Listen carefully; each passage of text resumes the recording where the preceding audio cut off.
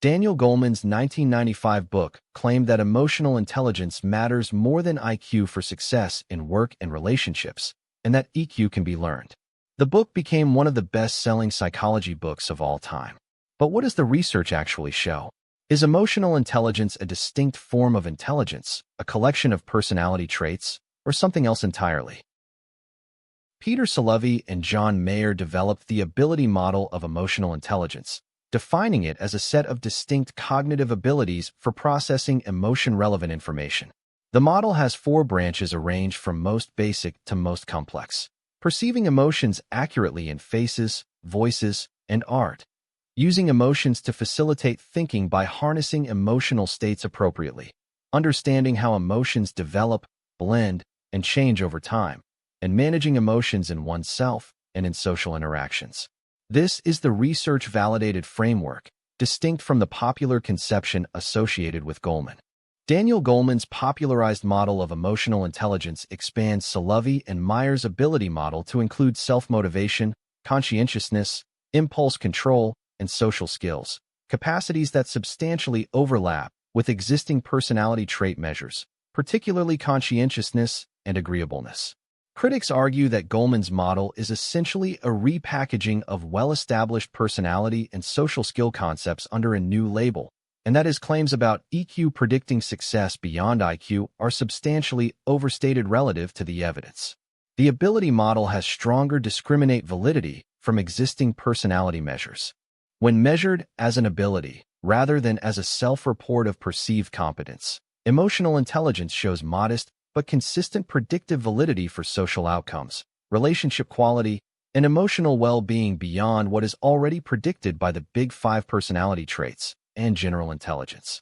High scores on ability-based EI show better performance in jobs requiring extensive social interaction, better interpersonal relationships, and better psychological adjustment. The effect sizes are typically modest. EI adds incremental prediction, but IQ and Big 5 traits remain the stronger predictors for most outcomes. Howard Gardner proposed that to count as a distinct intelligence, a candidate ability must meet 8 criteria: an identifiable brain region, potential for savant syndrome or prodigious talent, a distinct developmental history, evolutionary origins, core operations, susceptibility to symbolic encoding, and cultural value. On these criteria, Gardner identified 8 intelligences: linguistic, logical mathematical, spatial, musical, bodily kinesthetic, interpersonal, intrapersonal, and naturalist, and later considered existential as a possible 9th. The criteria are theoretically motivated but not strictly applied in the literature. The central psychometric critique of Gardner's theory is that his proposed intelligences are not truly independent.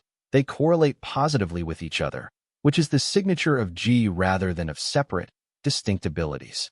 If linguistic and musical intelligences were truly independent, high linguistic people should be randomly distributed across musical ability, but they tend to be above average on music as well.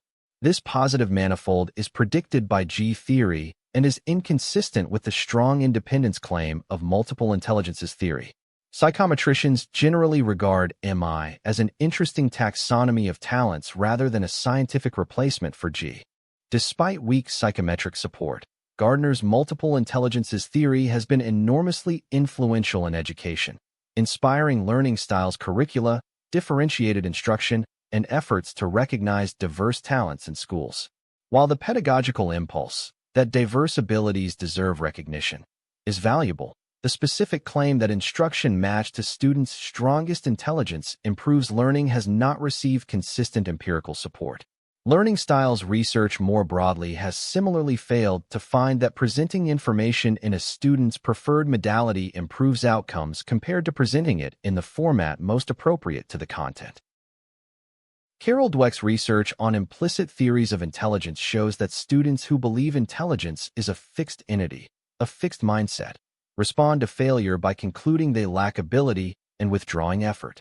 Students who believe intelligence is malleable, a growth mindset, respond to failure by concluding they need more effort or better strategies. Growth mindset students show greater academic persistence, achievement, and recovery from setbacks. Interventions that shift students from fixed to growth mindsets. Even a single session teaching that the brain is like a muscle that grows with use improve academic outcomes, particularly for at-risk students. IQ is one of the best individual predictors of educational and occupational success available to psychologists, but it accounts for only about 25% of the variance in life outcomes. Angela Duckworth's grit research shows that passion and perseverance for long-term goals predicts achievement beyond IQ among West Point cadets, National Spelling Bee competitors, and teachers in challenging schools. Creativity, leadership ability, social intelligence, and practical wisdom all contribute to success in ways that IQ tests do not capture. The relationship between IQ and success is real, but not deterministic.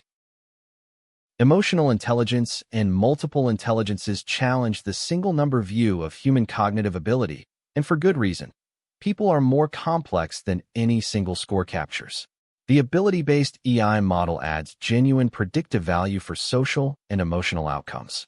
Gardner's framework, though psychometrically contested, captures the intuition that human talents are diverse and that our measurement tools may systematically miss much of what matters.